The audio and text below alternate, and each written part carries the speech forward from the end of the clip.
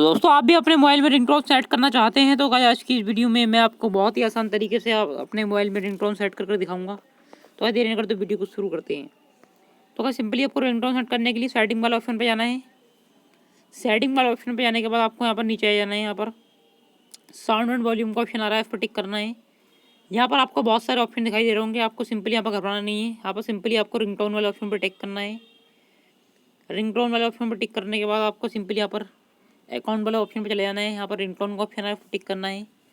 तो भाई आपको यहाँ पर बहुत सारे रिंगटोन का ऑप्शन आ चुके हैं, तो भाई आपको सिंपली यहाँ पर सेट कर लेना है। तो ये आपको भी यहाँ पर गाइस बहुत सारी रिंगटोन है, तो भाई आपको नीचे आ जाना है। यहाँ पर देखिए गाइस यहाँ पर वाली रिंगटोन सेट है हमारी। तो भाई इस तरीके से आप अप्लाई वाला ऑप्शन पर टिक कर लेना, तो भाई आपकी सिंपली रिंगटोन सेट हो जाएगी। तो भाई मेरी पहले से ही सेट है। तो भाई वीडियो अच्छी लगी वीडियो को लाइक करना, चैनल को सब्सक्राइब करना। मिलते हैं नेक्स्ट वीडियो में। थैंक यू दोस्तों।